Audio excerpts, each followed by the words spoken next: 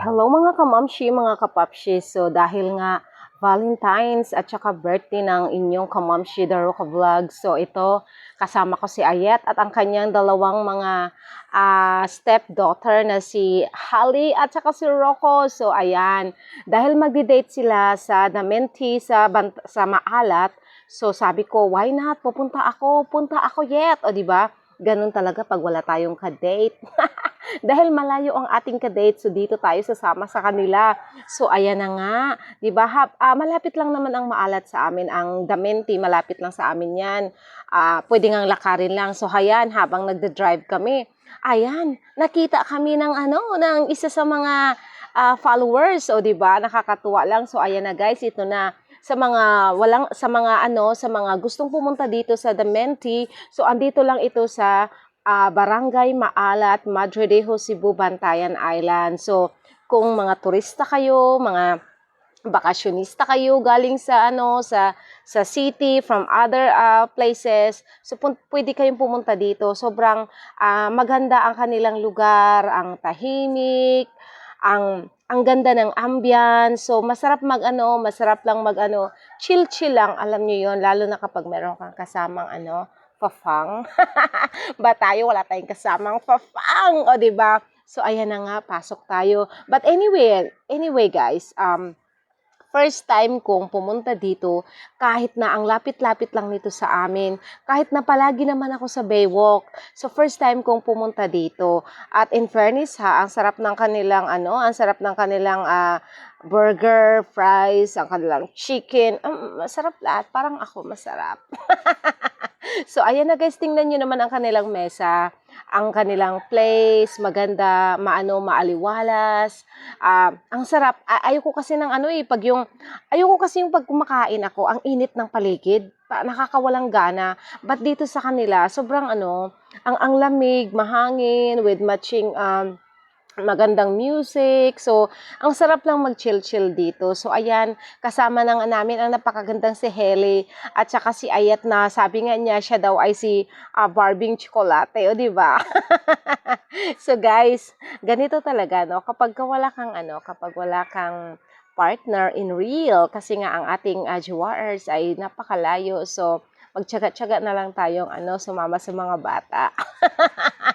So, ayan na nga yung order namin, Ang laki ng kanilang hamburger. Ayan, sobrang laki. Kasing laki ng sa kanya. So, guys, ayan nyo naman. Tingnan nyo naman ang kanilang fries, ang chicken. Masarap siya talaga. Damenti, sana naman next time may palibre. Ang kapal ng mukha mo, The Roca Vlogs. Pero malay mo naman, pag bumalik kami dito, meron kaming libre, di ba?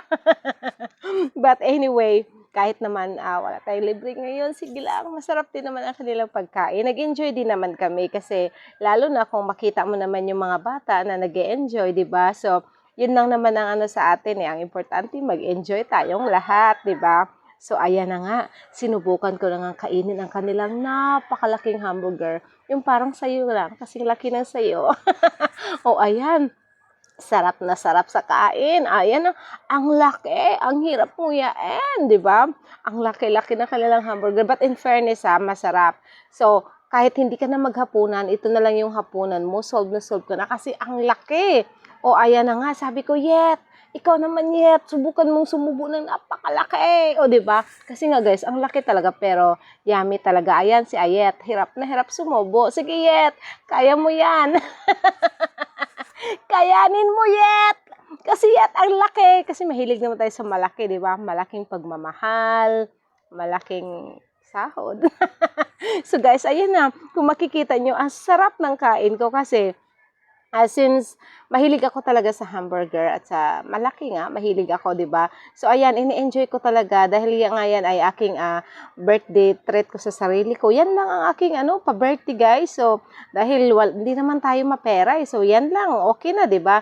So, ayan, humabol ang aking Junakis, ang aking pamangkin na si Gabriel, at ang aking dalawang dalaginding. So, pinahabol ko sila dito dahil nga may pasok pa sila sa school. So, late na silang dumating. At least naman nakahabol sila sa atin. So, ayan na. Nag-enjoy din ang aking mga chikiting. Ayan ang aking Jasmine.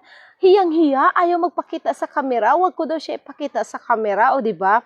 Ang kanilang nanay, ang kapal ng mukha sa kamera, samantalang ang aking Ate Jasmine, hiyang-hiya. Pero nag-enjoy naman siya, in fairness, 'di ba? So, ganun lang guys, kapag walang pera, ganyan lang gagawin nyo, dyan na lang para tipid. Kasi minsan kapag naghandaan sa bahay, hindi pwedeng 1,000 to 2,000 lang yung budget mo. Kailangan mo talaga ng malakihang budget pag nasa bahay. Siyempre, marami kasi, lalo na kung kagaya sa akin na malaki ang pamilya, marami kami. So, hindi kaya ang 2,000 lang. Alam mo yon, pwede naman 2,000, bili ka lang ng lechon manok, tapos iilan lang yung makakain. So, mas maigi pa, ganito na lang, kain na lang kami ng dito, ng hamburger, ng fries, ng milk tea.